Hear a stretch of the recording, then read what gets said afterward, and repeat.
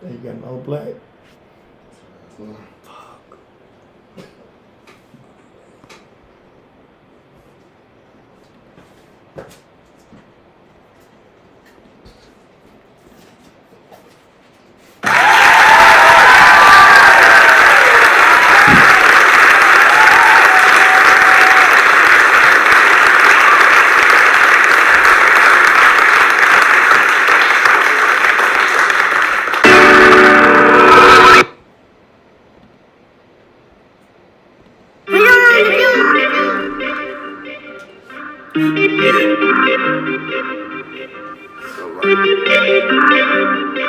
I don't even remember what it's like.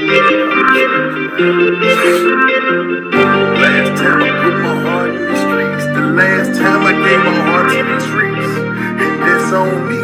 Last time I put my heart in the streets, the last time I gave my heart to the streets.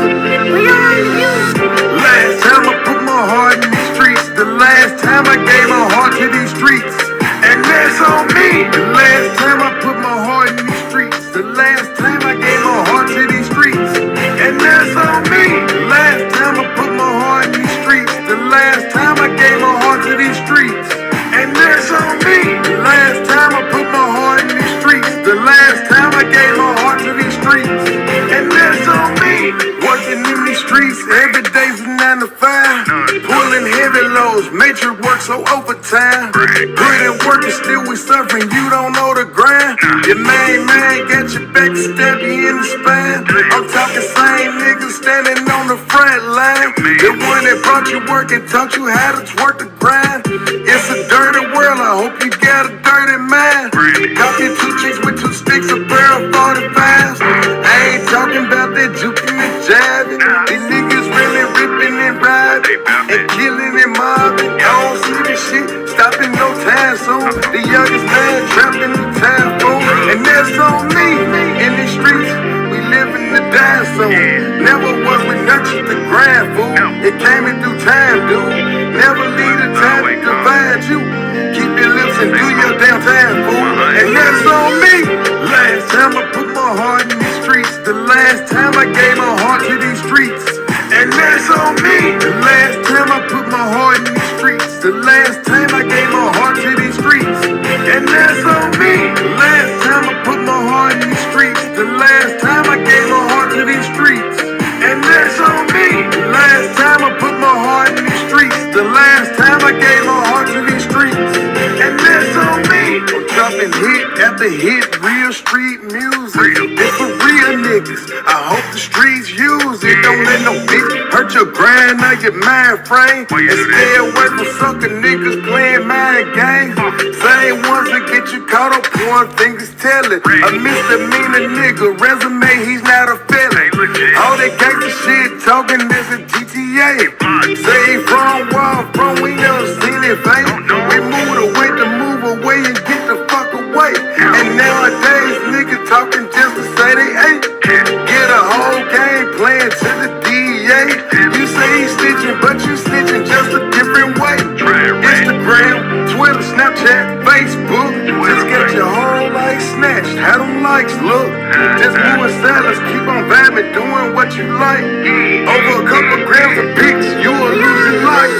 Last time I put my heart in these streets, the last time I gave my heart to these streets, and that's on me. The last time I put my heart in these streets, the last time I gave my heart to these streets, and that's on me. The last time I put my heart in these streets, the last time I gave my heart to these streets, and that's on me. The last time I put my heart in these streets, the last time I gave my heart to these streets, and that's on me.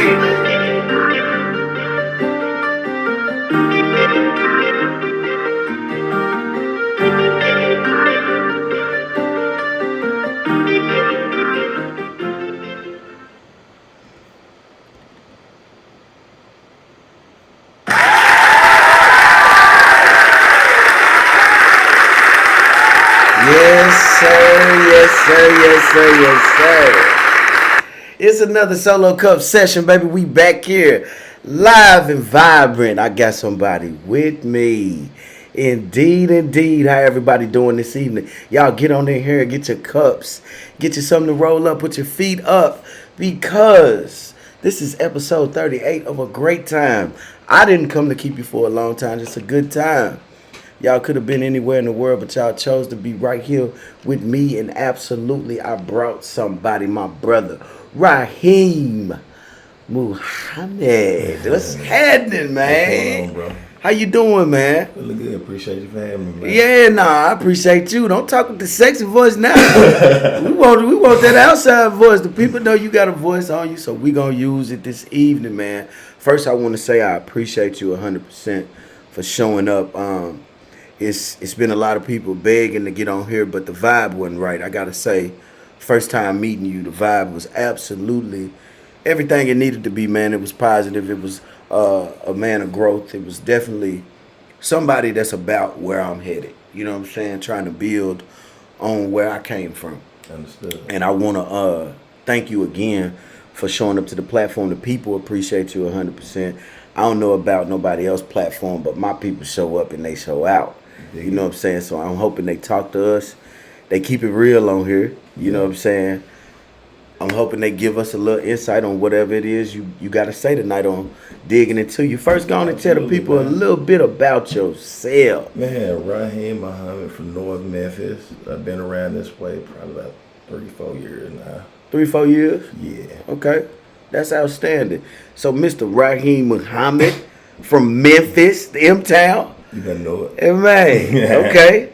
We get all the images and experiences of our adolescence, you know, that leave us with a choice to make often. You know what I'm saying? Some people choose the right way. Some people choose the wrong way. Some people don't even look at it as the wrong way, even though it's leading to their demise. You know what I'm saying? Right. And I understand that simply because some people buy into the streets and they are simply sold on it. That's what works for them. I don't hate on nobody. If that's your route, that's your route. Right. You know what I'm saying? It didn't work for me. Yeah. Ain't gonna work for where I'm trying to go. You know what I'm saying? That's all I'm saying, really. True. Is that it didn't work for me. Now, we're gonna get into environmental conditions, poor leadership, or the absence, the lack thereof leadership, if that played a part in your life. You know what I'm saying? I do know that can lead to poor decisions for myself. I know for myself that a broken leadership can lead to poor decisions. You know what I'm saying? Absolutely. So, moving forward, man, we're going to get right into these questions. Okay. I want these people to know Mr. Raheem this evening. Would you label yourself a victim of buying into the streets? Absolutely. Yeah. Why would you say you bought into the streets? I mean, it started early on. You know what I mean? The community we come from, me, myself, come from the Bay, my household, it was something missing. You know, and what I didn't get there, I seen in the influences from my peers, all the cats older than me, you know, the love that they got, the attention. I mean, let's be honest, when you ain't got shit, forget my French, you know, you want something, you know what I mean? Like when you go from wearing your cousin or your brother's shoes and sharing clothes, and you hit that point where you getting rocked every day going to school, you know, it hit a nerve to a point where this is what it is, you know what I mean? Facts. I understand that. I tell you, the most attractive thing about people that was moving at work or hustlers, running females, you know, the only attractive thing I saw was they had the nicest cars, the nicest clothes, the jewelry, things of that nature, and it just seemed like they didn't have not one problem in the world. They wasn't being picked on. They wasn't being talked about, seemingly. Yeah, we outside looking in. We don't know what come with that fine. You know, we don't know what the conditions is that come from living that lifestyle. We just seeing the glory that come with it. There we go. You know, so when it come with that, that's where them decisions come to play. You know what I mean? And once you get into a certain extent. Now, do you believe a lot of people sign up for something they don't really understand when it comes to the streets? Truly. Absolutely. Absolutely. What do you think? Now, I'm going to ask you a question, and you take your time on it if you want to. What is your definition of somebody being built for? Because we often hear people saying you ain't bred like that. You're not built for the streets. So, in your definition, what is not being built for the streets? I mean, you gotta ask yourself, what is being built for the streets? Exactly. Truly, because if you really living in the streets, ain't no blueprint to this.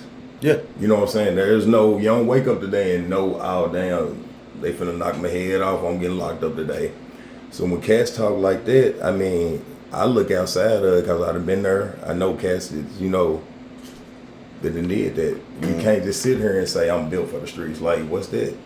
At the end of the day, the terms of the streets, 1A, when we talk about the snitching, you know, that's an unwritten rule. I mean, let's be real. I mean, if you gonna reap the benefits and rewards of living this today, and you cool when it come to putting in, you know, whatever work you gotta do to get your little rep up. So that's being built for it. You got to be prepared. Yeah, but you got to do. be comfortable with the circumstances that come behind it. Because if one of yours get took or you do that time, Yeah. I mean, that comes with that lifestyle. So don't be cool with the, you know, glory to come behind it, but then you ain't willing to deal with the consequences also. Such as time. Yeah, the time. Or getting hit up. 1 to 2, I mean, if you really doing it, honestly, 1 to 2 is gonna happen. It's Yeah. inevitable, you know what I mean? Like, if you truly around it and you really living it, That just it's gonna hand come in with hand. it, you know. Understood. What were the conditions of your environment growing up? If you could take us through that time, that'll help some of the listeners understand that, you know, a little bit more about your background as to why you, because I don't want to just jump into why you made the decisions you made without any background. Right. I mean, at the point when I jumped off the porch, and it's kind of cloudy. I remember from jumping from my grandmama's house, staying with her and my cousins. You know, we didn't know where mama was at. You know what I'm saying? Like, she was somewhere in North getting high. You know, between St. Court and, So from and New Chicago. from a we broken knew that home. much. Yeah, I mean, don't get me wrong. The crazy part about it, I ain't gonna sit here and say, like, both of my parents were military, which would confuse a lot of people. You know what I'm saying? But anybody that's military know that alcohol take a point. Pop got caught up on that, and you know whatever he had going. I can't use the excuse that he went there because he always had a rule. He gonna let you know one time, and if you fuck up, it's on you. You know what I mean? Facts. So I can't sit here and say, "Hey, bro, I didn't know better." You know, I knew better. But then again, the circumstances you speak of didn't give me that option. You know, you tell me one thing, but you ain't here. Right. You did what I'm saying. Then I got my older brother, 4 years older. That's who dragging me between Fraser, the Klondike. I'm talking about we on bikes, and anybody that know about North Memphis, that's a stretch. You did me from St. Elmo. You know what I'm saying? All the way to Garland Street. Like, that's a hike, boy. Yeah. You got to hit Watkins all the way down, go across that bridge and some more. So I'm talking about we like 6. He about 10 years old, probably about 9. Honestly, I was young, but I remember him, you know, putting jackets and stuff on and throwing us on them bikes. Okay. You know, and hitting at the grandmama house 2, 3 in the morning. Like, you know what I'm saying? So overall, would you say your childhood was fun? Because some people have you know, you got those kids where they got those circumstances and they don't take it well. Would you say that you felt like you were missing structure in your life as a child? Early on now, because you really ain't truly aware. You know what I'm saying? Like, I'm hearing, I'm seeing, but I don't really know. So you adapted to it well, really? Yeah, you feel me? Okay. It went until I hit like 9, maybe 10. That's when reality started kicking in. I know what these arguments and everybody pissed off about watching somebody else kids about. You know what I mean? Okay. So peer pressure. Were you persuaded by a particular group or person into doing things that you would have otherwise not chosen to do? I can't say I was persuaded. I always been. Before you answer that question, let me give a shout out to all the kings and queens that showed up tonight. Salute to each and every one of y'all, all the queens showing up. Miss Johnson said Raheem was my football coach. No Kia Johnson. Yeah. Oh, you know She the a queen. beast. She a Okay. beast, yeah. Indeed, I bet. She's definitely Yeah. a competitor. And since riding bikes too, so she dope as hell. Definitely. I know.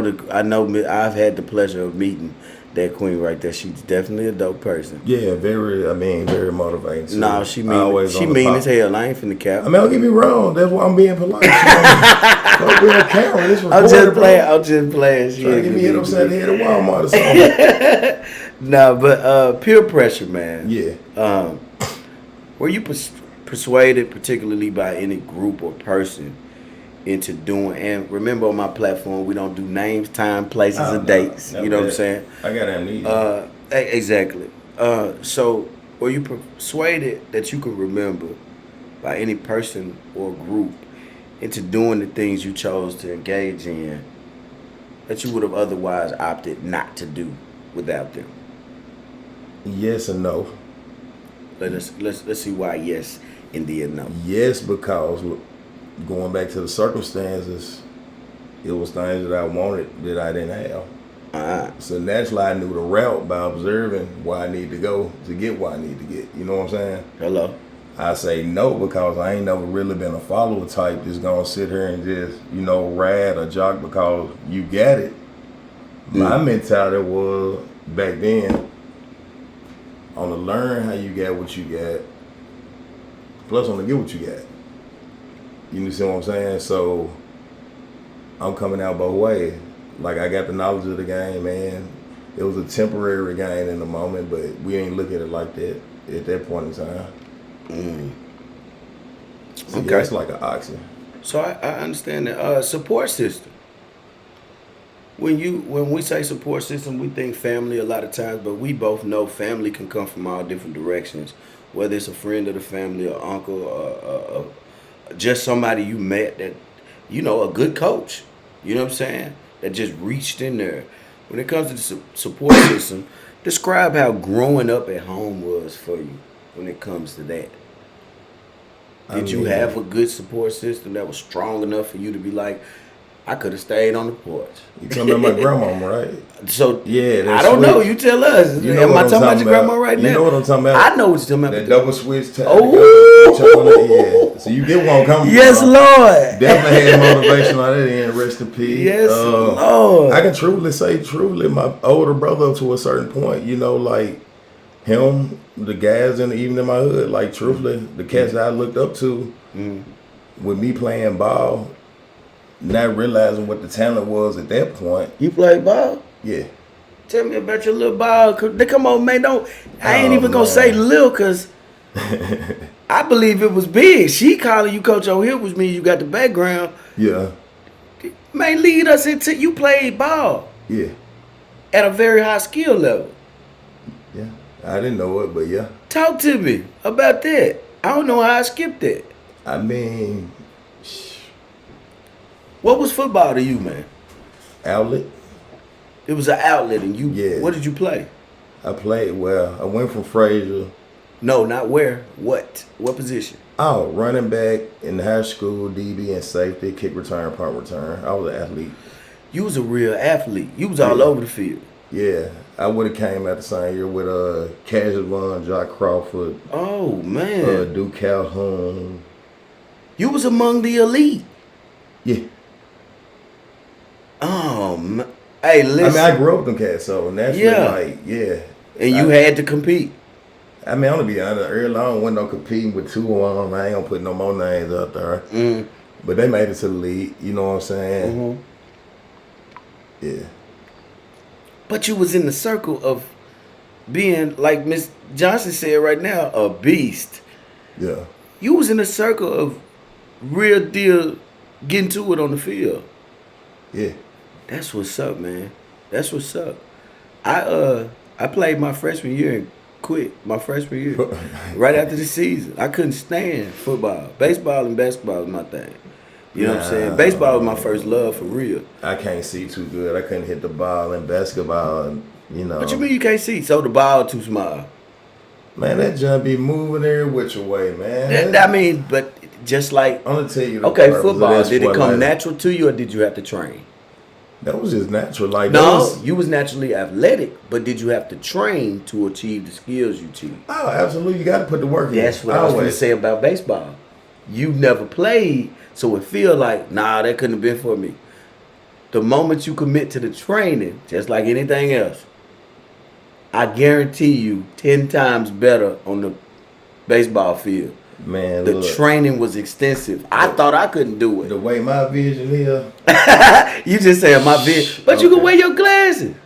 man, that back then when nobody wearing no goggles.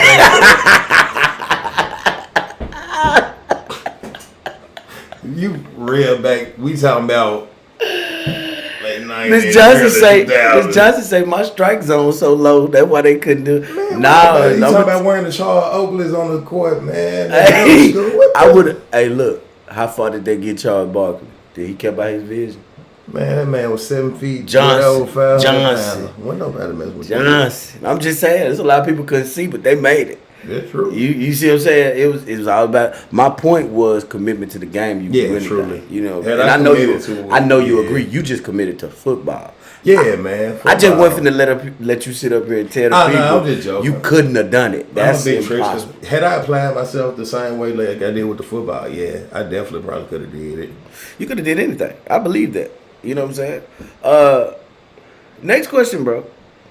What was the biggest turning point for you living a life out in the streets? Jail. Jail. Well, I run it back before then. Almost losing your life. You know what I'm saying? Like that's an opener within itself, but then at the same time,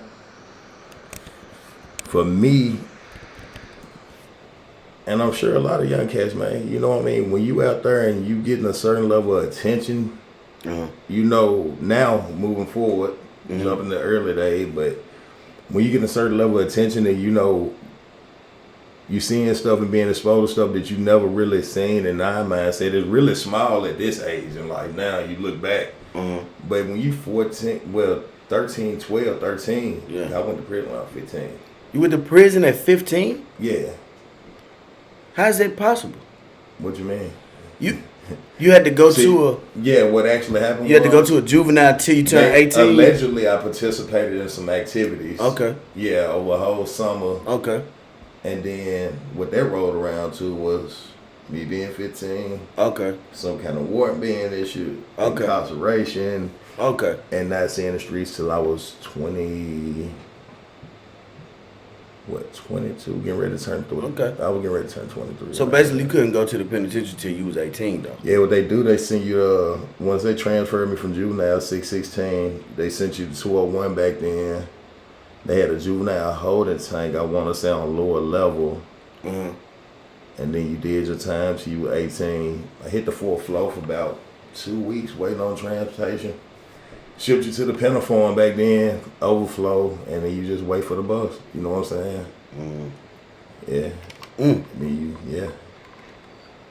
So with going to the pen, and I'm sure even in juvie, it was stress, amounts of stress. Was that type of stress, or was you comfortable in the environment? In juvenile? Yeah. It's sad and it's sick to say, you know what I'm saying? But at that point in time, like going to juvenile and where I grew up at, anybody from now Memphis, you know what I'm saying, you can relate. Anybody from Memphis, period. I mean, if you didn't grow up in Memphis, man, I'm sure you can understand, like, the mentality back then was it wasn't a big deal. It was the cool thing. Yeah, so what? Your folks come get you overnight or whatever, or whoever can come pick you up, and it was a slap on the wrist. It wasn't a real consequence.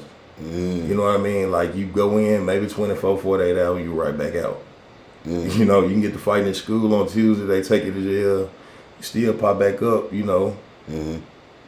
So at that point in time, yeah, it wasn't no real, it was kind of like, not a joke, but reality when you elation till you burn yourself truly on the fire, you don't understand how hot it is. You know?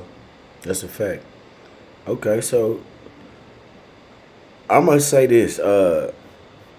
When I look at behind bars, I did it twice. Right. The first thing that told me I ain't want to be locked up wasn't no girls in there.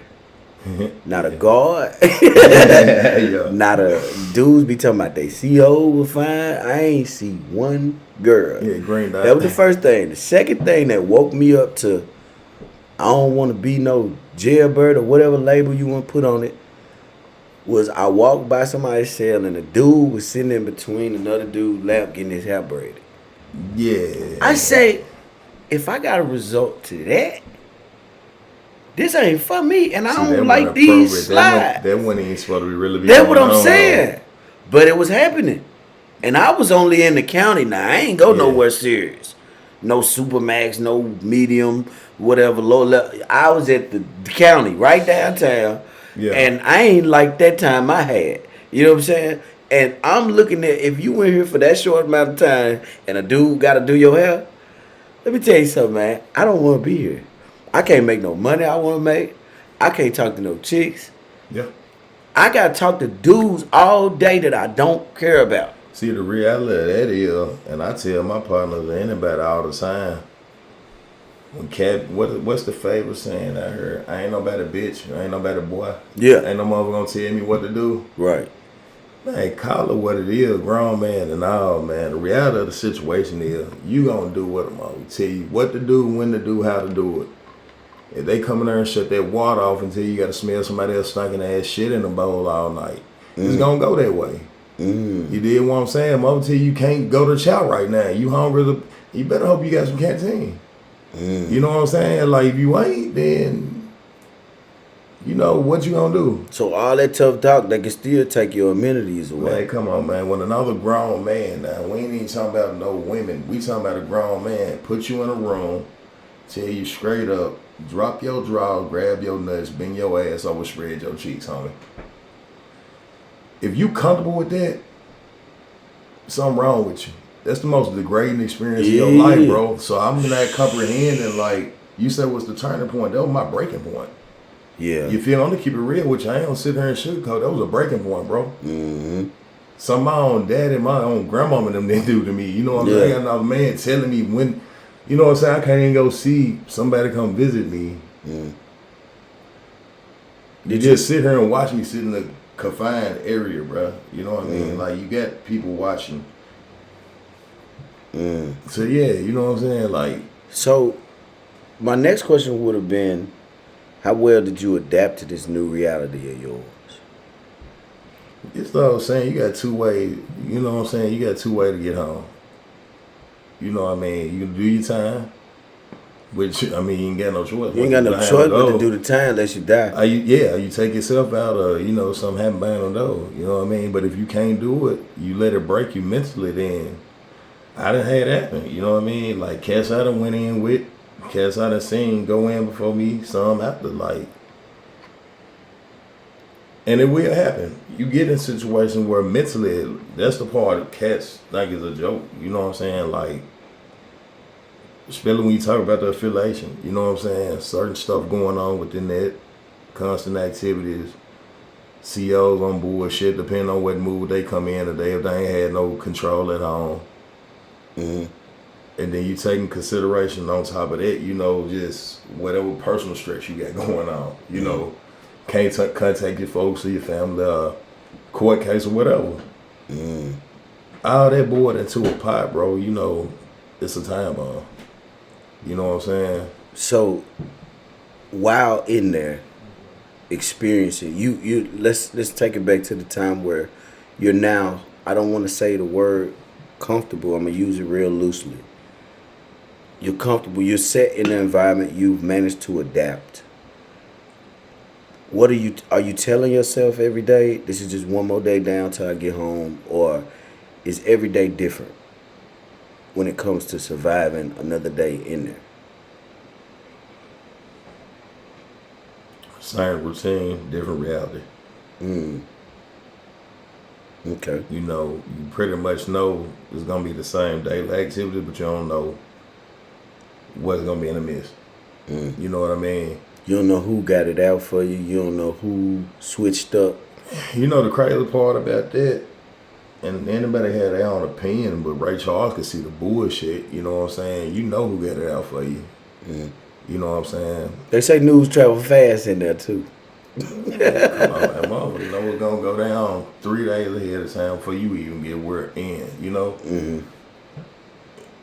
Just like being in a small community, man. You know what I'm saying? So the way you get around, I mean, the way I got around it was you can't really isolate yourself, but you can come up with ways to take your mind outside the box.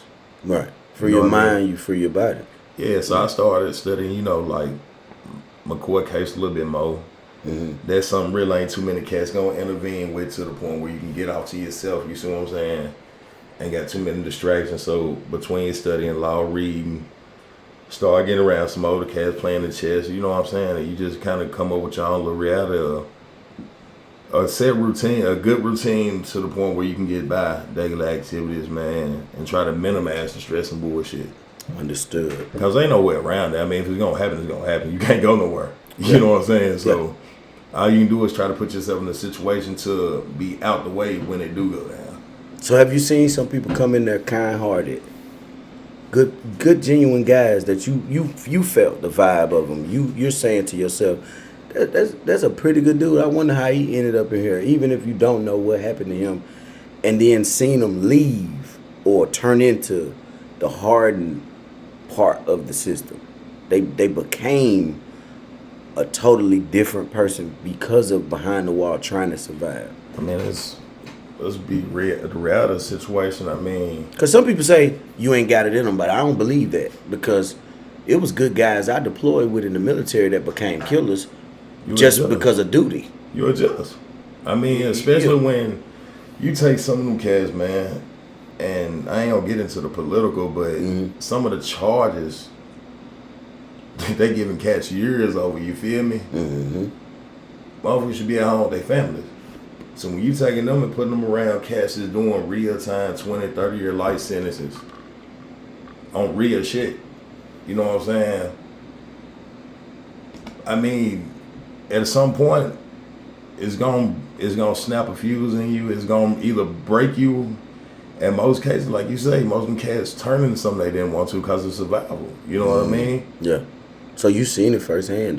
People switched up and had the beast. Not to be real, I done seen some poodles turn into motherfucking bullies in there, and I done seen some bullies breaking the chihuahua. You so know it what went I'm both saying? ways. Oh yeah, it go both ways. You know what I mean? Like, absolutely. So take us through a time, if you would, walk us through a time that you could specifically remember where you just looked up and you felt helpless in there, where it felt like it was never ending, revolving. You know how time just feel like it ain't moving at all. If you could remember a time where something specifically happened, or a day came, or, sometimes it's just an anniversary of something, that just remind you, damn, I'm still in here.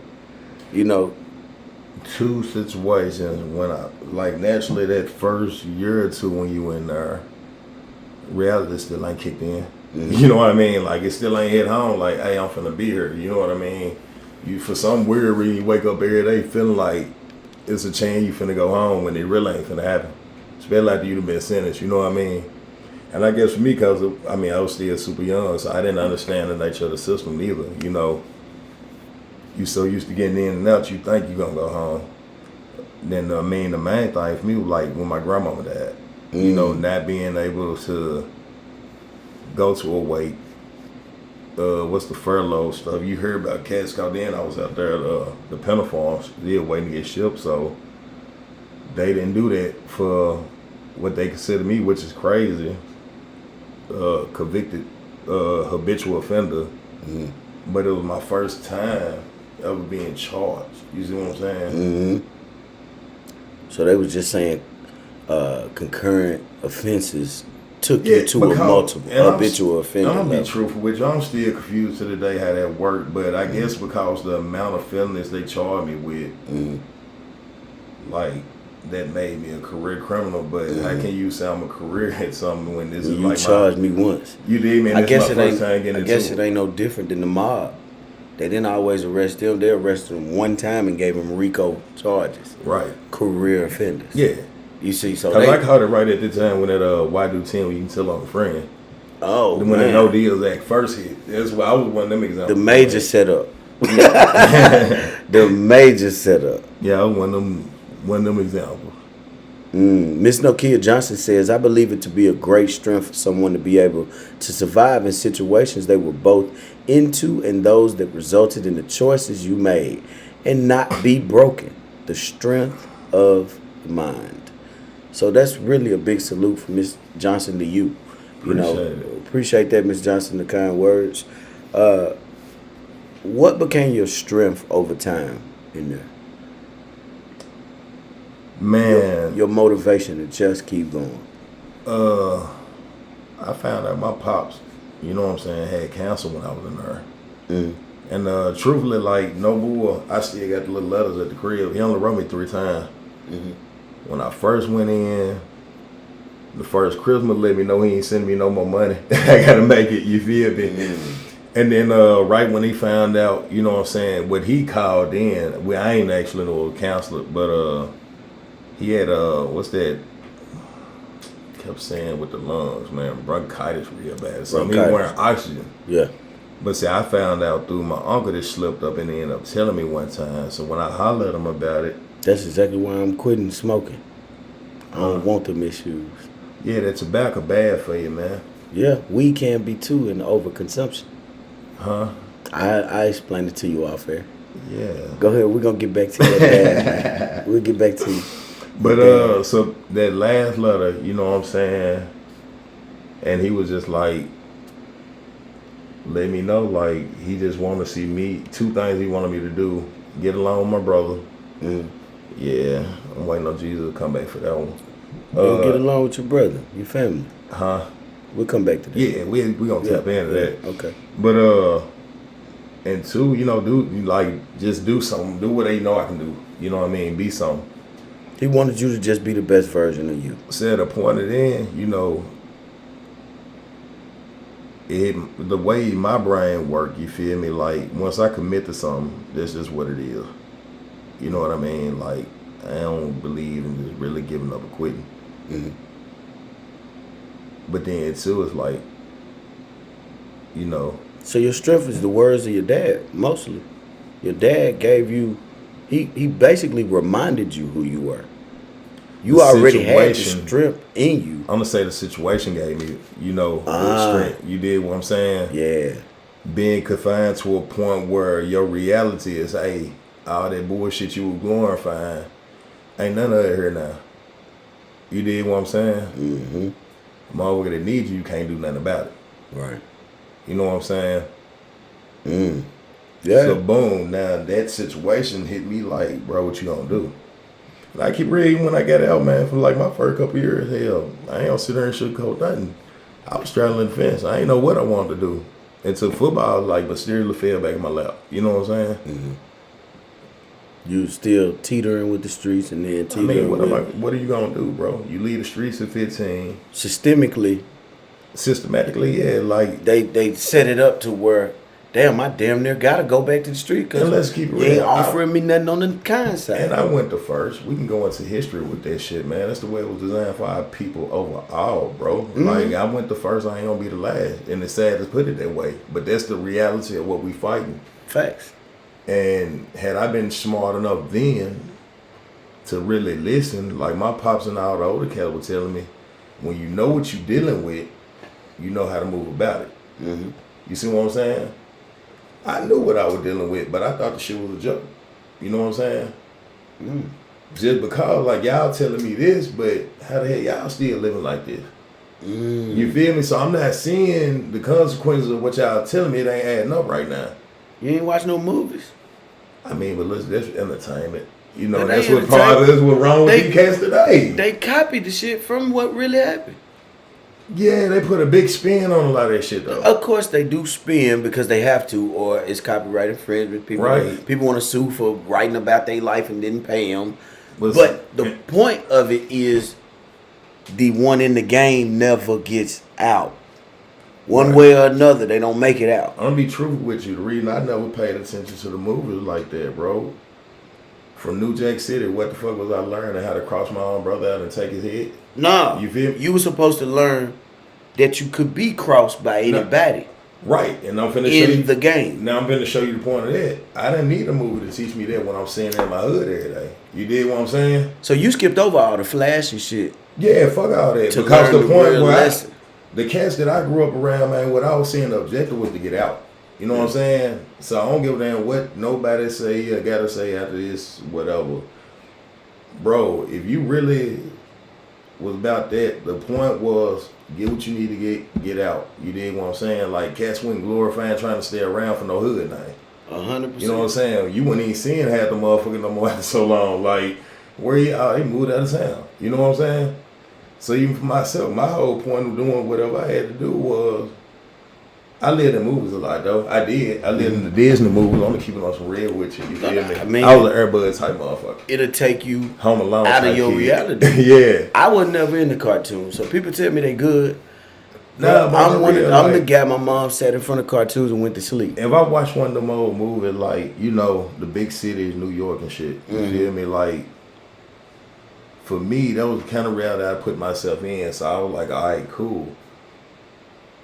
If I do this, then, you know, and let's be honest, like I said, I was still young as fuck. So I'm not knowing what it takes to get a license to travel. Your take a plane, brain ain't even developed enough for what you right. actually But need I'm to thinking, do. like, if I can get some of half of what I'm saying these cats got, then I can change that for myself, you feel me?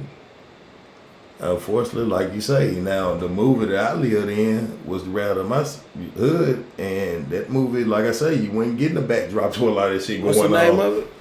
Bullshit in the hood. Bullshit in the hood. Bullshit in the hood. What is that? Man, the mirage that we live in, everything that glitter That's ain't the gold. name of the movie? That's the name of my movie. Oh, your movie. Yeah. I'm up there thinking, man, go ahead, man. Nah, but for real, because let's keep it real, bro. Like I say, like we tapped in on at the beginning, you know, it's a mirage, bro. Like everything we see, cats don't know, you know, everything glitter ain't gold, bro. You know, mother don't know what's going on in backstory to everything. That's a fact. You know, so I was living in a false reality all the way around the board. From watching videos, thinking I could do so much to get that lifestyle, to watching the homies and them cats, you know, older than me, thinking like, damn, it's that easy. Okay. You know what I mean? Absolutely. Now, you mentioned joining the gang. Give me your definition of what it meant to join a gang, because I hear, I've never been affiliated or even joined the gang. What moved you to say, I'm going to join this gang? What was the attraction to it?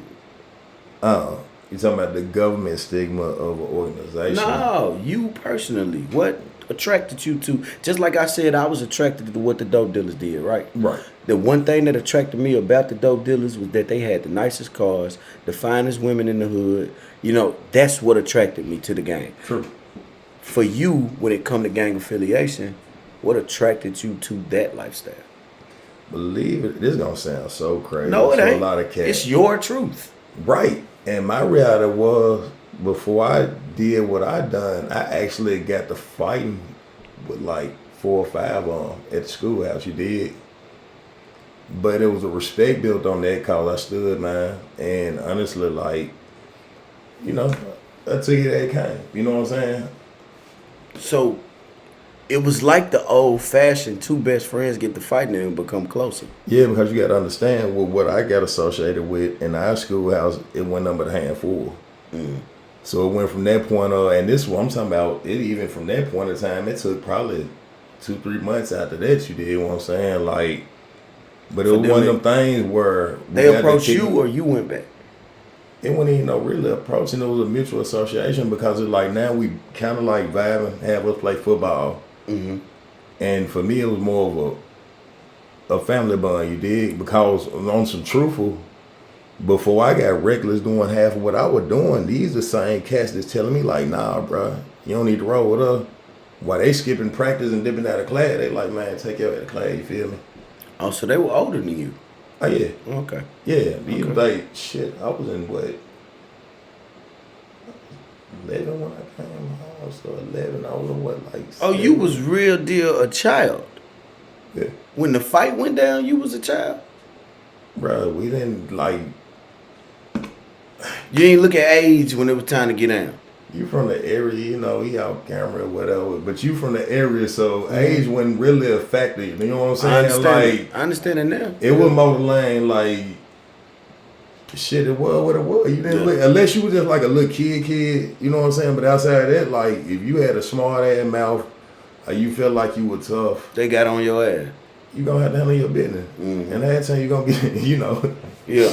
they gonna knock you around a few times. They weren't gonna kill you, but it was a different lane. You know Which what I'm saying? is what I wish would take place these days. Our people attack our own people so much with guns instead of just taking their ass whooping like a man and going home. You know what I'm saying? They so afraid of being embarrassed. Like, bro, you're not gonna win every fight. I don't care how many fights you win, you're gonna lose one. If Mayweather were to kept fighting, he'd have lost one. I mean, that's the thing. The only fight you lose is the one you don't defend yourself in. That's You know what real I mean? too. Like, I'm just mean sometimes you meet your match. Everybody gonna meet your match at some point, man. You see what I'm saying? Cut all that out unless you want these trained professionals. I agree with you. But my point is, even trained professionals meet their match. Yeah, eventually. If you keep fighting. See, some know when to get out, like Mayweather. Great boxer. He was number one. No disputing the numbers. The numbers don't lie. Nah. But the one thing I can say, if he kept fighting, somebody will train hard enough for the goal of just defeating one person, which was him. You know what I'm saying? You will lose one. You'll meet your match. I wish that this was a world, in a perfect world, where hands being thrown is not the worst thing happening. You throw a few hands because a lot of people in the street ain't trained to fight. You know what I'm saying?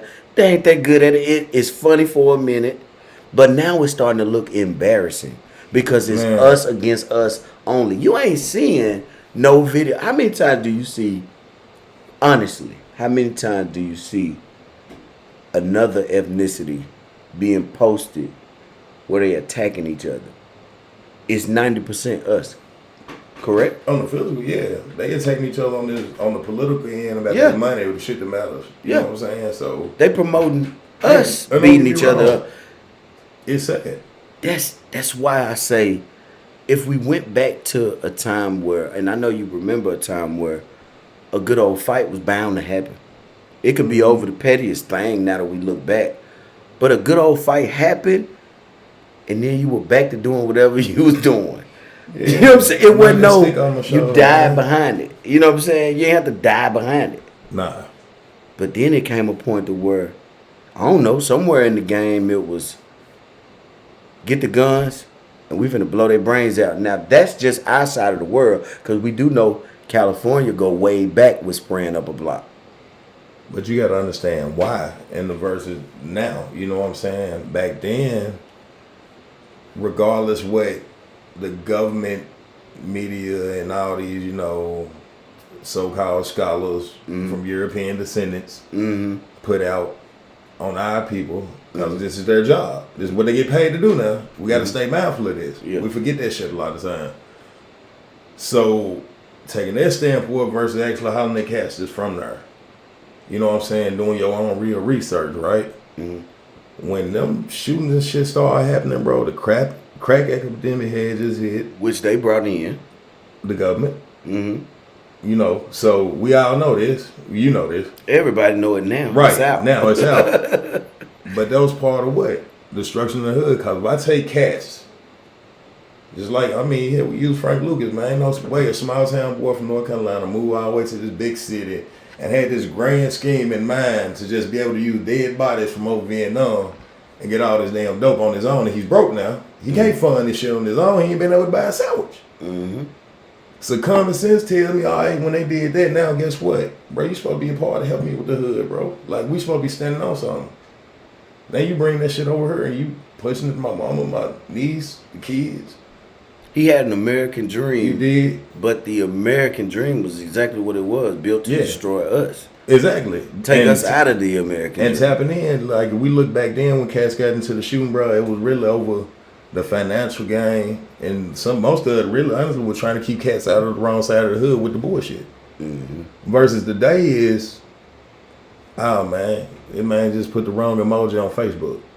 You feel me? Either we just ran through the same thought, she didn't caught, what else? It's all kind of crazy, you know what I'm saying? Like, basically like it's no code no more, just shoot first. They take honor and dying today, bro. They don't see no value in life. More people take more value on a PS5, man, an Xbox. You know what I'm saying? And I can't laugh at it because it's truthful. Yeah, and I'm laughing out of sickness. You know what I'm saying? Yeah, Because this is the standard and why principles not more a lot of day. You know what I mean? Like we a basher cat. I ain't gonna get into that point. You feel me? Talk to me. All right, so This like, is why we here. yeah, you did. Like, all right, so we take out the standpoint, right? You see your homeboy whatever, cause he ain't got the J that weekend. Mm-hmm. He don't want to hit the club. The average partner of yours, bro, yeah, they talking in their breath. You dig? Same cat shake your hand in your face. That's a fact. But you know, mother just forget, like, bro, I just hit you up an hour or two ago and borrowed a couple hundred from you because the same cat talking about you couldn't afford his own sneakers. Mm. You see what I'm saying? Mm. It's a sad way of living, bro. And then we got like vice versa. I mean, you can go so many angles with it, man, and touch it from so many point of views that it's crazy. Like, So getting in the gang for you wasn't about really survival. It was just a connection at the time. A connection that y'all had. both. It was a survival and a connection. The survival came from when I ain't had nowhere to lay my head. You know, instead of, you know, because it got to a point my own brother wouldn't even let me in his apartment, bro. And this is before I went to prison. So you talking about 13, 14. He lived in Rolling Hill back then.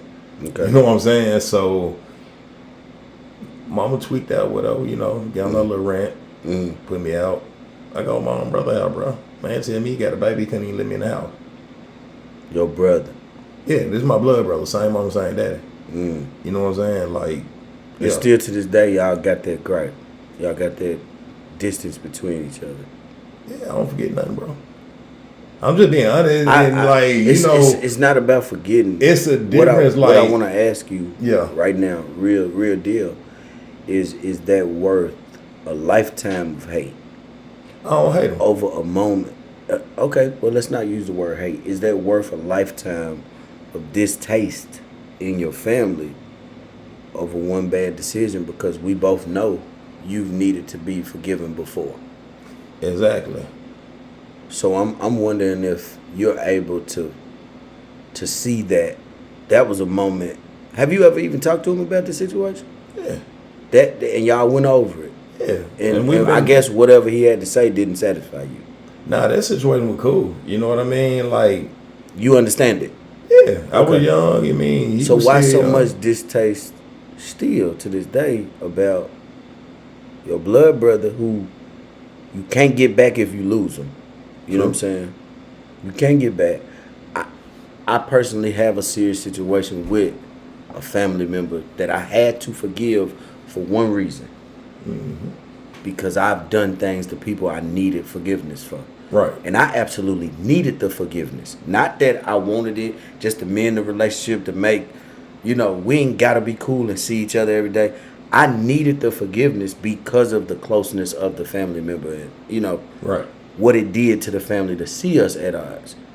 So I'm asking you, do you see an opening for that type of forgiveness? Because naturally, don't you realize the forgiveness is for you and not him? Yeah, and that particular situation, like I say, move past it. That's my brother, love him to death. You know what I'm saying? There's been a situation where I'd have had to be there, and I'm there for him. That's still my blood, regardless. I deal with him the same. My bad. No, go. I deal with him the same way I deal with associations in the street. Just because I love you, I gotta deal with you. Don't mean I gotta always be around you or communicate with you. You know what I'm saying? It's a long distance. You love him from afar. Yeah. Okay. Miss Kia, I think you answered her question. Miss Johnson says, do you think your brother was looking at your lifestyle and made a decision to protect his kid the best way he knew how at the time? Have you ever thought about that? She said, do you think your brother was looking at your lifestyle you was living at the time and decided between him and the kid, that wasn't it? Okay. Nah, that definitely wasn't it. I got everything from him plus some. He was way worse than me. So he was living a lifestyle too. So that's null and void. All right, good question though, Miss. Great question. Yeah. Moving along, your brother, the forgiveness part.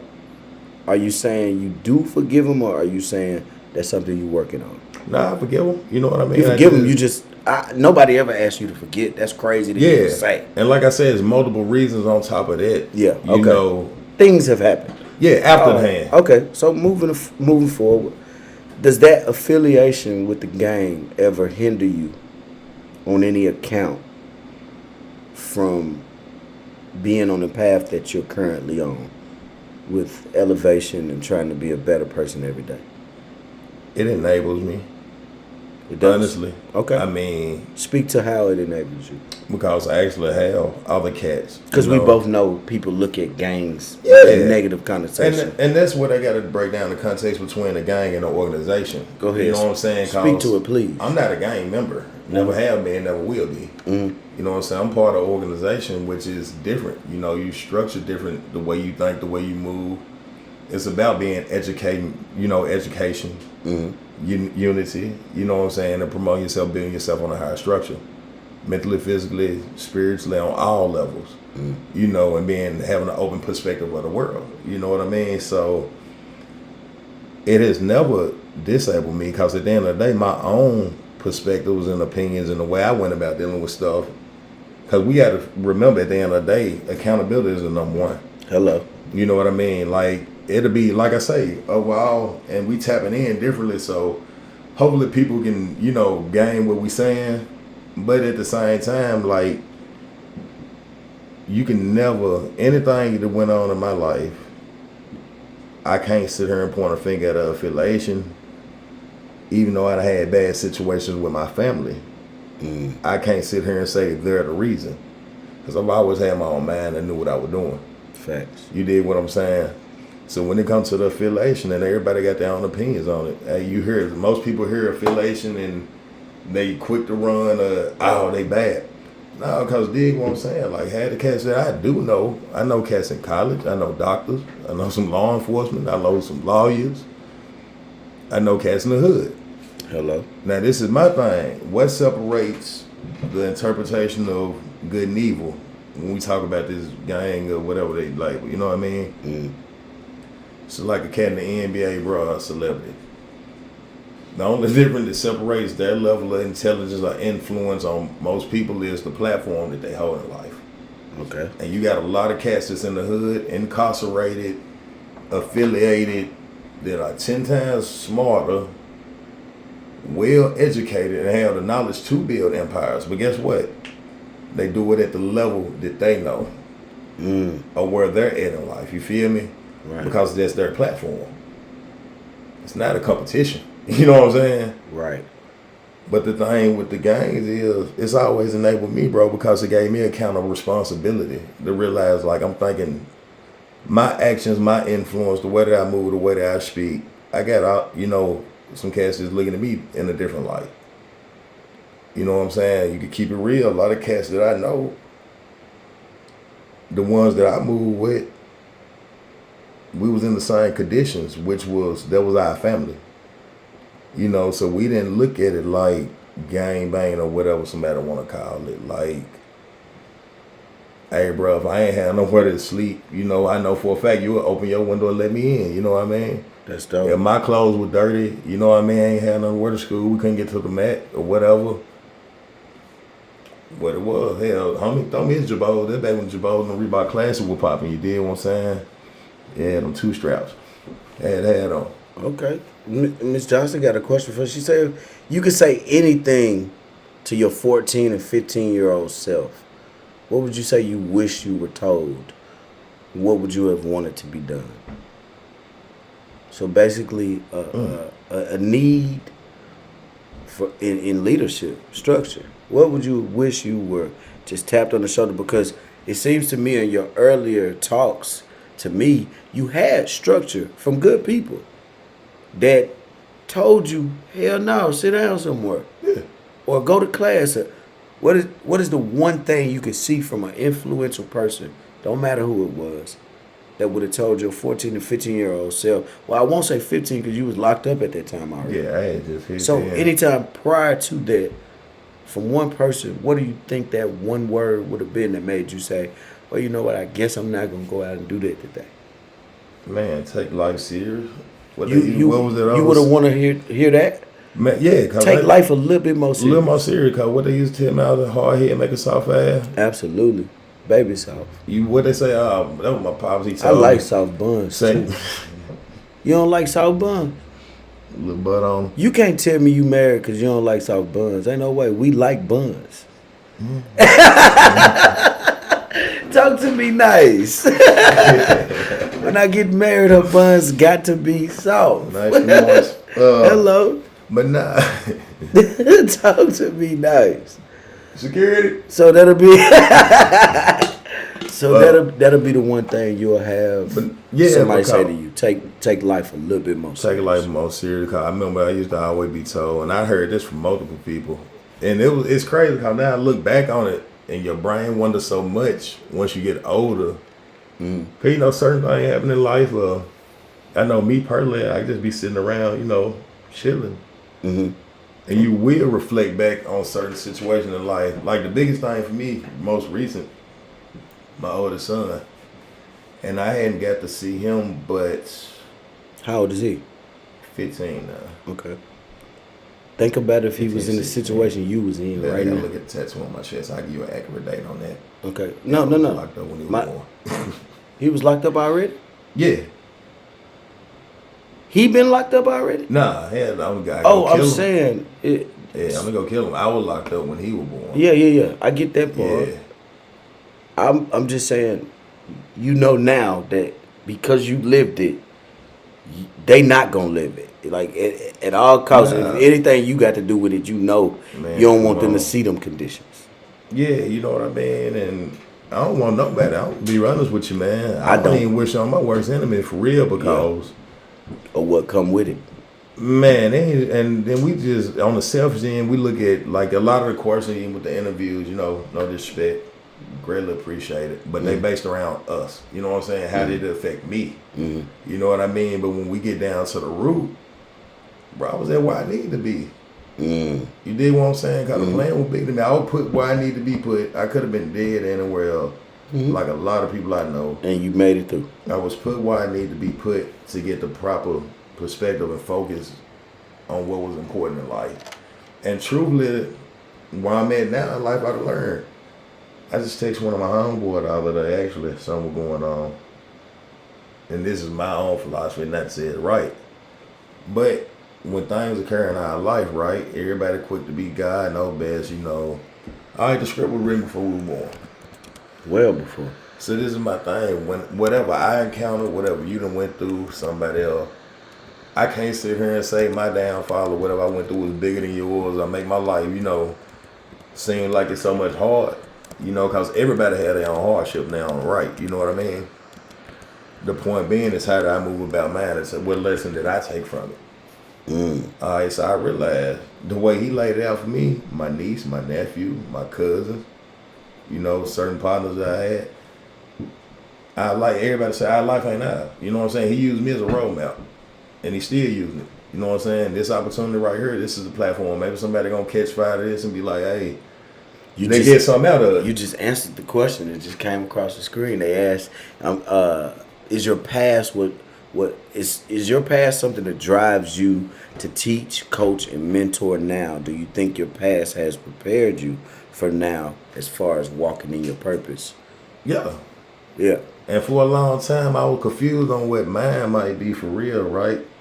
But I realized I'm a talkative bad person. I don't know when to stop. So that being said, Well, I'm glad because that makes for a beautiful interview for me. Yeah, I need you to be able to communicate on here. I get people on here I don't know if I want to call it camera shy or they just shut up. Oh man, but no, I need you to talk to me. My thing is authenticity, bro. You know what I'm She saying? said, "Yes, you are a talker." But it's a good thing. I'm gonna tell them why. I personally believe there is the such thing now from experience over communicators. You know what I'm saying? But you're not. But you're not doing that tonight. Musically, my brother. On a positive note, we've been through all walks of life that you've had. But we haven't touched on the music. Is it an outlet for you or a passion? Which one would you rate that? Definitely an outlet. Just an outlet, Yeah. and it's something you definitely take serious. I enjoy it. You enjoy it? Okay. It's my release. It's your therapy. Yeah. Okay. So music, you're musically inclined. Tell us about your message and moods that you create through your music and what it does for you. Like I said, it's my release. You know, if I'm going through something on my mind in the place, then depending on what I hear in the beat, it comes out. But it's always, I call it reality music. I'm not a rapper. Like I have fun. You're definitely a rapper, sir.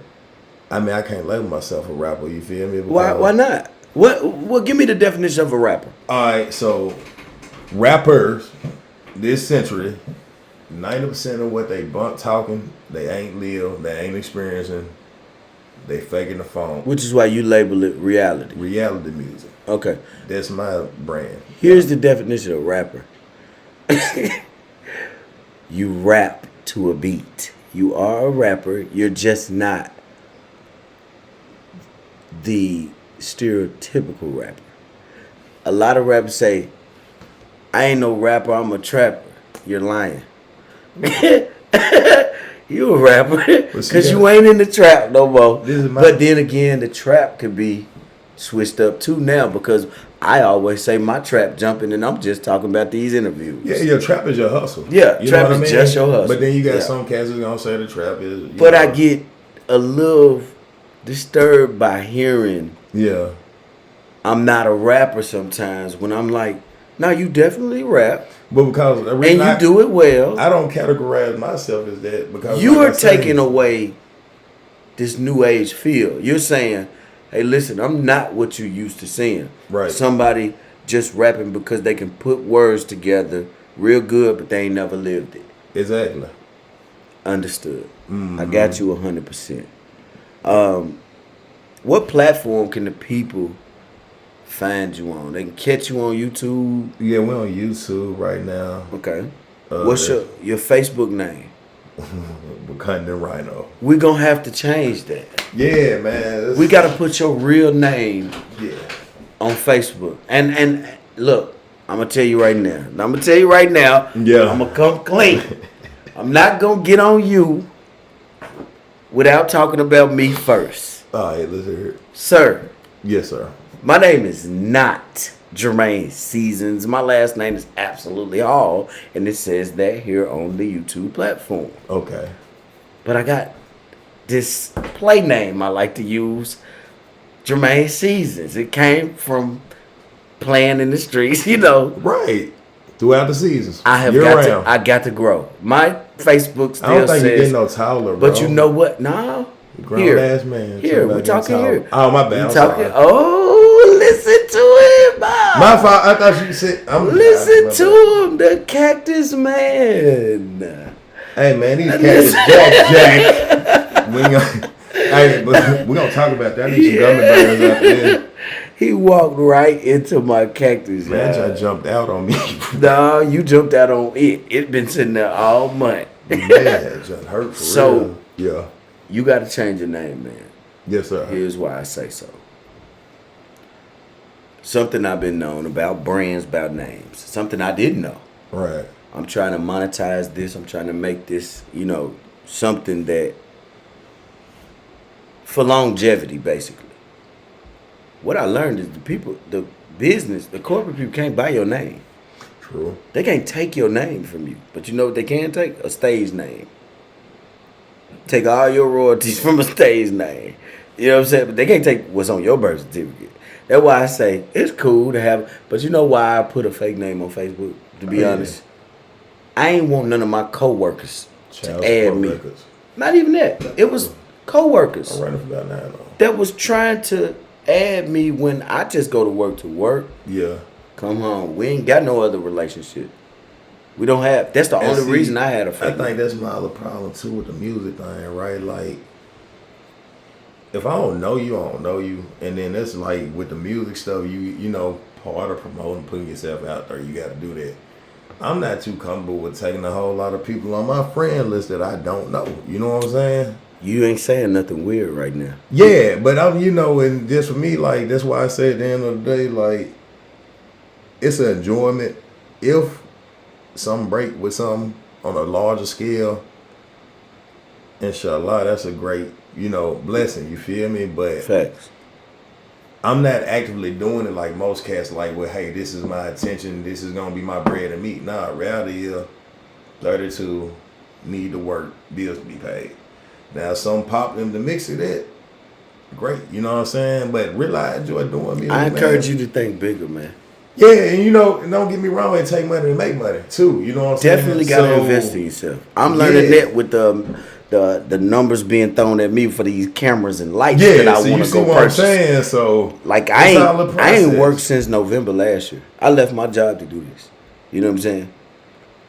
Now I realize it's a process. I'm like, how much that camera cost? Bro, I'm telling you. How much do that videographer want? How much do you know what I'm saying? And I'm coming out of pocket I just watched my I can't come out of pocket too many more times. I just watched my manager drop, like he looking at some lens and it's like $4,000. And I'm like, Are you serious? My brother up there in the game. I can kill my credit score with $4,000. Yeah, my brother up there in this game. So you on camera. You got a first hand. He get YouTube money for real, right? And several other places. But when he brought his one camera down here and said, "Bro, it's the one you need," and I looked it up, I'm thinking in my head, I'm saying to myself, I gotta go and put up $2,000 for this camera, bruh. $7,000 right for this camera. This man brought in and I'm looking at the camera like, do it talk? Do it drive me to the store? What do this camera do? You feel me? Like but I see the quality in his work and why he get paid what he get paid to produce the material that he produced. Exactly. It come with, like you said, you got to spend money to make money. Yeah. And as I'm coming up, he been doing it for 15 years plus. He always wanted to do this. I went to the military. I did the post office, managed at restaurants. Like I did so much stuff. Dental. I was dental lab technician. Got my business management. I've been to school for 3 degrees. Like I was all over the place trying to find out what is it that I love to do. Trying to find my purpose. Right. And he been telling me the whole time, bruh, come get behind this camera. It's funny you said that because the fast track out of prison. You take a cat 15, lock him up, throw him away. I ain't know what responsibility bill none of that was. Bro, it took me a minute to really find myself, to know my identity as a person. You did it faster than me. I'm 39. Yeah, so you did it faster than me. I ain't gonna sit here and say it's all sweet still. I ain't even gonna say you all together, but I'm saying the fact that you identifying it. Yeah. I didn't even know to identify it, and I ain't never been to prison. Well, I've been free the whole time. Right. And that 32 couldn't tell you nothing but I'm finna go to Vegas, blow this check, and these 3 women coming with me and my partners. Yeah. That's the life I would live. I couldn't even identify I knew what purpose was because I was in the church with my mom and them, and I had a foundation. True. You know what I'm saying? Right. But I wasn't living by it. And I wasn't buying into it.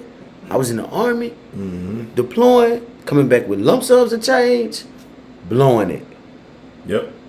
So that's why I say you've identified it in a real short amount of time. But you also had circumstances I ain't never had to face to make me wake up. The things that made me wake up, I had to quit drinking for 3.5 years. Yeah. Because I almost killed myself drinking myself to sleep. All the stuff I saw at war.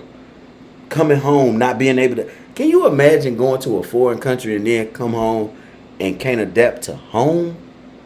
Like you felt better in the jungle than you did. Some people agree, some gonna disagree. I say personally, like prison and military wasn't the same. It ain't. Let me feel me on this. I'm gonna show you something. Okay, this is talk why to I me. can say this. Voluntarily, involuntarily. Well, hell, I can say voluntarily because I did what I done. No. I'm gonna say voluntarily because some of them really be trying to go back because they institutionalized. Oh yeah. And we can tap into that, you feel me? But the point being, certain treatment, the control, readjustment once you re-enter normal. You speaking to the process. Yeah.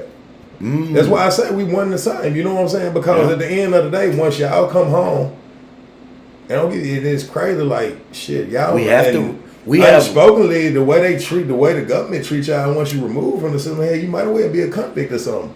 The way they treat like benefits and it's a lot of stuff broken with the system, man. They do vets dirty, man. I ain't gonna get into all that, but they treat you just as worse as a criminal, and y'all gonna lay your shit down, you know. So I say the vets that get everything they deserve is the ones that stay consistent on trying to get them. Everybody has a different opinion because I can't speak on it really 100%. Everybody has. I can't. I'm that. No, I'm saying I can't because I don't know you. But I'm that, like and I know my good times and I know my bad times. Right. And I'm gonna promise you this. It came with consistency. It also came with knowing what I needed out of the situation. We both know people that are smart, right, but not consistent. Mm-hmm. That's who fall through the cracks. Also, we know the people that are good people, but make a mistake and don't know how to recover. Yeah. Same thing with the military. So when you saying now, it's like the military in jail, I get it because it's a system in place. Same people going through it, different faces. Right. Same situations happening. Right. I definitely can agree with you on that because I'm telling you, the amount of soldiers I helped that turned on me, I'm pretty sure you'd have stuck your neck out for the partners being crossed and had to go through it, you know, live your life anyway, regardless. You know what I'm saying? I know you've been crossed before. Ain't no way you was in that lifestyle that ain't never been crossed. But we not touching that. We not touching that. We moving forward. So with the platform, that's what we talking about, the music. Yeah. Well, you said YouTube, you're on YouTube, you working on getting it on Apple Music and all that. Yeah, I'm on Apple. Now that I know it's just therapeutic for you, I understand that it wouldn't be on every platform because that's where you go to vent. It's out there though. But it's out there. Yeah, it's out there. You know, most recently we getting on the promotion a little bit heavier. You know, definitely at the beginning of the year, we pushed the mixtape first quarter back, and that's gonna drop. EP pregame out now, Spotify, iTunes. Hold on now. Slow down. Yeah. So the people can hear you. You got the mixtape called what now? It's called what now? Pregame. Pregame. Yeah. Mixtape called Pregame, and it's on Spotify and iTunes. Spotify and iTunes called Pregame under your name. Bizzle. Bizzle. Spell that for the people. $BI$$LE. Same thing I got on the billboard for you. As soon as we close out, you'll see it again. Bizzle. Pregame mixtape coming out or out on iTunes already and Spotify. Okay, that's love. What song would you recommend they check out on there? Last for the people? Man. Last time. Definitely. Yeah, that's reality at its finest. Personal experience mixed with my big brother that passed, and I put it out on the one mix. It's just tapping into the streets, the reality of the streets for real, and what really goes on from a personal point of view. Rest in peace to your brother, man. Yeah, King Hot. King Hot. Yeah. I told us, man. He flying high now. Ain't no more pain. Definitely. You know what I'm saying? Do you have a 5-year plan, sir? Absolutely. Where do you see yourself in 5 years? What's the goal? My goal is to be in a better place than I am today. Truly, that's my 5-year plan. Cause tomorrow ain't promised. What does a better place look like to you? Is what I'm asking. A better place, being able to put not only myself but my children, my nieces, nephews, family, and other cats. Like I say, continue to doing what I'm doing now, just on a bigger platform, hopefully. So in for lack of better words, generational wealth is what you're trying to create for yourself. But in a 5-year standpoint, you look to be on a bigger platform. Yeah, and like I say, creating more sources of income for yourself. Absolutely. Okay. That's dope. And I just hate to put, like I say, me being me, I hate to put into a definite 5 year cause tomorrow ain't promised. No, put that on your own vision board. That's Yeah. not what I'm asking for. What I'm asking for is that what I was searching for in that question. I'm not the shady interviewer. I see a lot of people set people up. Oh, You know, you interviews. 100 for that. Yeah. This ain't Vlad. He no. probably gonna get me for that. Fuck them interviews, bro. I'm telling you, I really believe Boosie getting the check, but he don't never set himself up in none of them interviews. No, That's why I love Boosie, man. He be so I scripted. love Boosie. Boosie will tell you the real, but he ain't gonna set himself up for no bullshit. He'll just look at the camera for a long time. And be like, glad if you don't move on. But real spill, I asked you that question simply because I value vision, not just in our black man, but in our people. You know what I'm saying? I know our community is struggling. Right. I know that we go through a lot of systemic racism. I know that we go through a lot of systematic hardships. The way it was set up for a long time, rules and laws need to be amended and changed, you know. But while we're navigating those things, I ask these questions because I want to spark, you know, something in you to say, yeah, I got a vision. I've asked people, where do you see yourself in 5 years? And they were stunned. I didn't laugh at them. Right. I asked them more questions because they didn't even know they had a 5-year plan till they was asked. And once we got into a more in-depth conversation, they realized they do have a 5-year plan. Right. They just never wrote it down and realized how serious it was to write it down, see it, speak it, and walk in it. Because to me, you know how they say dress the part?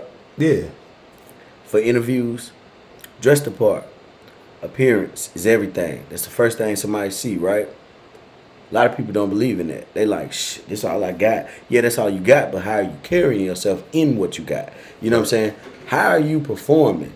So some of the people I asked, do you have a 5-year plan? And they say, man, I'm just taking it one day at a time. And that's a casual answer.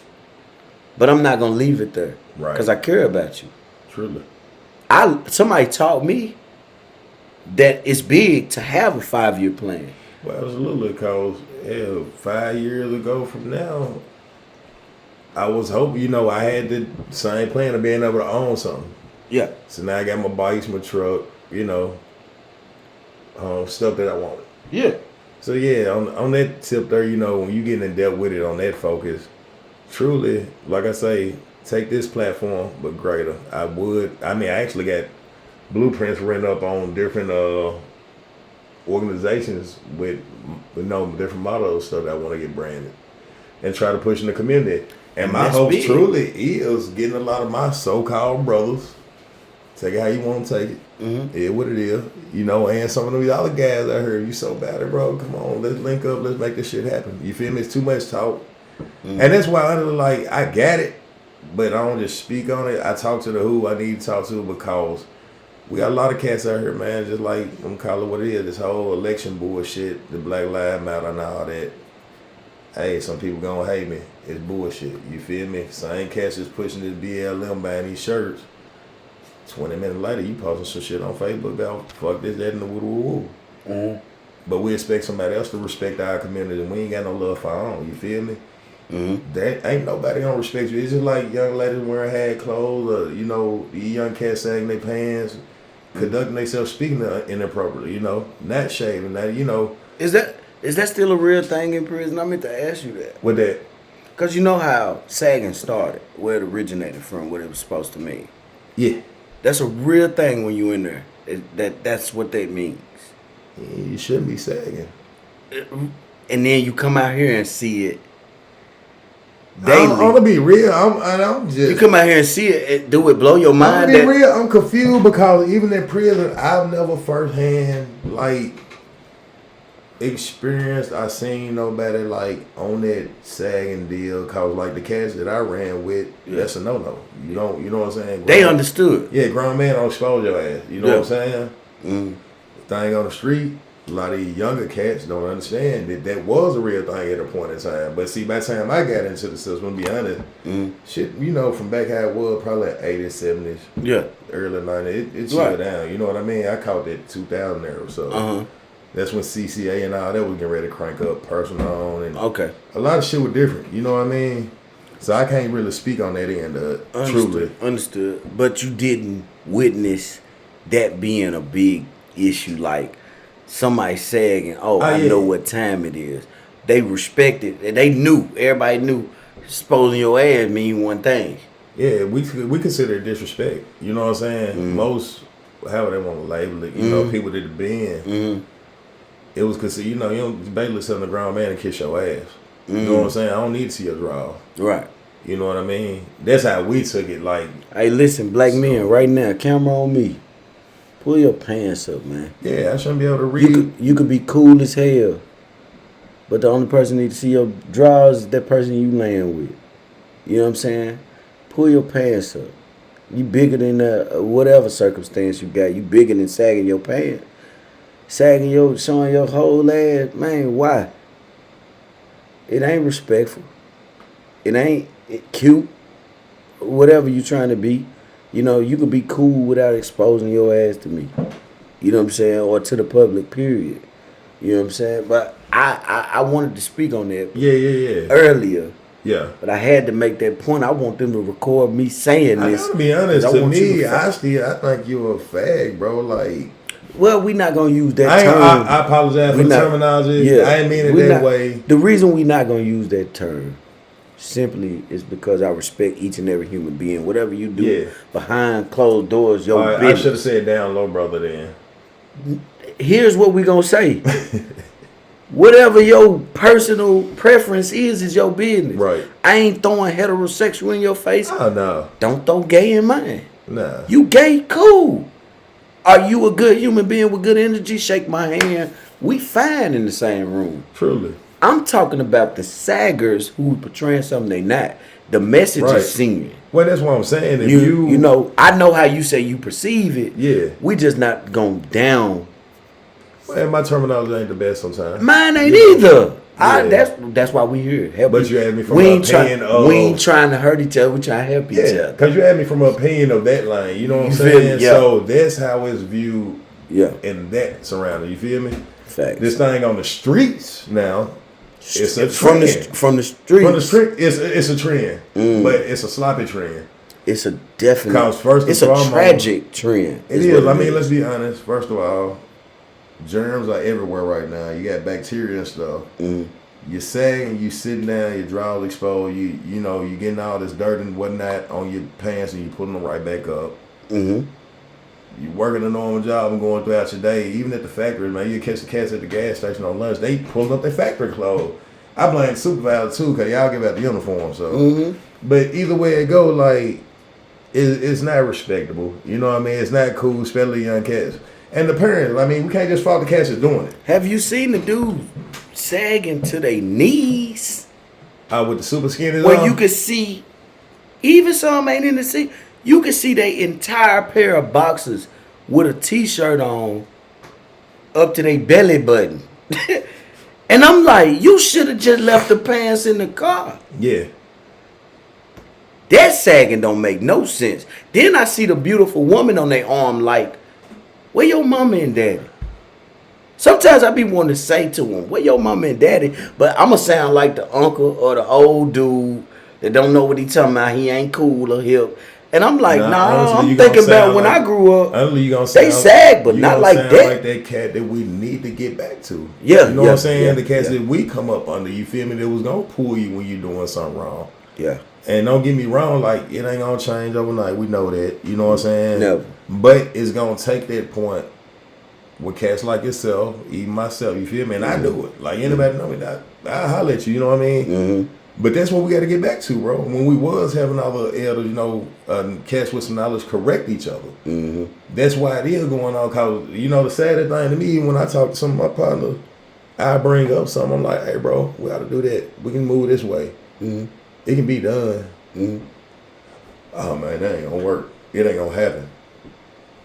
You knocking it before you try it, bro. But you sit here and complain about the same thing that I'm trying to come up with a solution to.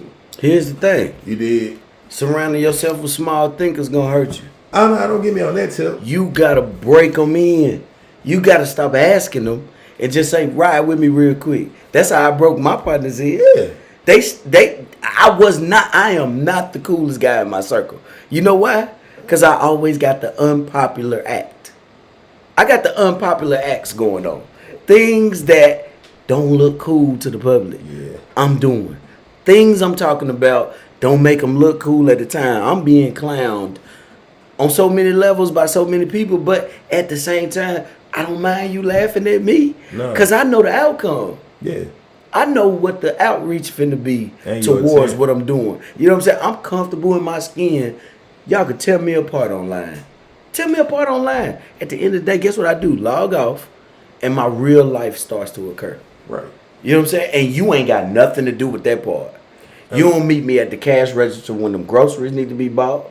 You don't meet me at the cash register when them bills need to be paid. Mm-hmm. When my children need guidance, you ain't right there helping out. My baby mama might need something. You ain't right there trying to cash in on that. True. You see what I'm saying? So when real life kick in, when I make these choices, I ain't making these choices to reach out blindly. I'm making these choices because my children got to grow up in this world. Absolutely. And I want them to look at dad and say, man, my daddy been told us that sagging to my knees ain't it. Nah, it ain't. And the type of woman I want in my life, or because I got daughters, the type of man I want in my life don't respond to that. Not the one I'm going to attract. You see what I'm saying? Right. Being that I'm teaching that, why wouldn't I not tell the grown people in our era, or maybe a little younger than me, hey, man, pull your pants up, man. Right. That's crazy. Yeah. What you mean it's crazy old school? I done been called that at 39, old school. And I'm thinking, my daddy old school. Why you calling me? But I get it, because they 23, 24, you know. Yeah. I'm old school to them. But when I turn around and look 5-10 minutes later, right. They pants up. Oh, yeah. So you clown me then, but you understood what I was saying. Because secretly, you know how it go, man. Amongst the peers, we might not always admit, you know, all right, he right. He right, yeah. In their mind, you know, their reaction, instead of getting real loose, it's like, all right, you know, but in his head, like, man, he right, you know what I mean? So you will see that reaction. Yeah. And a lot of that is why. Influence, ego, that little pride that come with it. You may have never heard pull your pants up. From a real man, a real example. No, I'm saying period. Well, I agree never heard it. Well, I agree with that too, but I'm saying too, the right example. A lot of women ain't never heard a real man speak to them. Huh. You know, all they ever heard was at the gas station, hey, little mama. Commercial. They ain't never heard, excuse me, how you doing, Miss Lady? Yeah. Hey, my name is such and such. I was just wanting to tell you, I don't want your number or nothing. And let's be honest, I was just telling you you're beautiful. You can't even get that close. You can't even get hayed before you get cussed out. Before you get cussed out? Because what they used to. Right. It's conditioned. Yeah, I agree with it. It's conditioned. Mr. Tobias says, what kills me is the ones that wear a pair of basketball shorts underneath their pants. Why? Because they trying to hold up the pants they didn't wear a belt for. It's the style, bro. Miss Johnson saying have holes in them playing pool. Don't you start pinpointing people, Miss Johnson. Hey, wow. He say sagging skinny jeans is crazy to me. They already tight. Yeah, man. So we gonna move on, man. Yeah, I'm gonna come to a closing. You gave us your 5-year plan. I kept y'all for an hour and 32 minutes. I appreciate everybody for showing up. Y'all could have been anywhere in the world, but y'all chose to be right here with your boy Solo and my honorable guest, Mr. Raheem Muhammad. He showed up, showed so much love, man, gave his story, gave y'all something to think about along the way. Situations y'all may have never experienced or even know nobody that experienced. Some people have touched those lifestyles and you can probably relate to it. But the best thing about it is that he's come a long way and he's still striving to be a better him. That's my message to each and every one of you this evening. Be better and bigger than your circumstances. You are the best part of you. Nobody can dictate your destiny but you. You see what I'm saying? Don't let nobody pull you off track. You are more than what somebody said no to you about. That no is a yes down the line. You understand me? Don't give up. Thank you to every person. I'm gonna give y'all one more look at Mr. Raheem. Salute the people for me, fam. Appreciate you, man. Real deal. Man, we thank Really you. Appreciate you having me. We thank you, sir. You are the blessing this evening. So, ladies and gentlemen, I want y'all to take one thing with y'all this evening before y'all check out. Tomorrow, I'm right back at y'all. A double whammy. Absolutely. I'm right back at you. Tomorrow, I'm coming back at you with some heat. And I got another one Friday, and that's it for me for the weekend. But tell your friends, subscribe. Anybody with a phone, tell them, click on YouTube, The Jermaine Hall Show. That's where we at with it. Keeping it real, keeping it thunder. Y'all could have been anywhere in the world, but y'all chose to be right here with me. Thank y'all. Have a good night.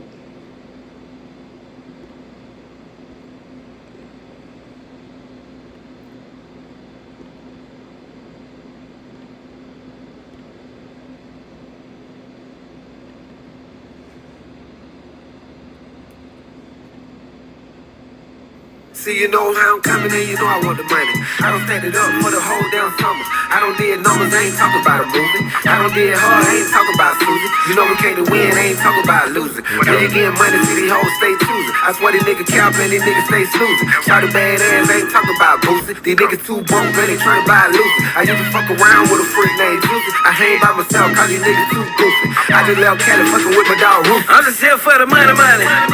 I came for the cake, big cash, and the profits. If I got it, you gon' pay me for it. I came with the change, you just bring me the dollars. I done made it out the bottom line. I came from the city, I'm just trying to get a ticket. If you really got a problem, we can. If you really counting dollars in, I'm just here for the money. I came for the cake, big cash, and the profits. If I got it, you gon' pay me for it. I came with the change, you just bring me the dollars. I done made it out the bottom line. I came from the city, I'm just trying to get a ticket. If you really got a problem, we can.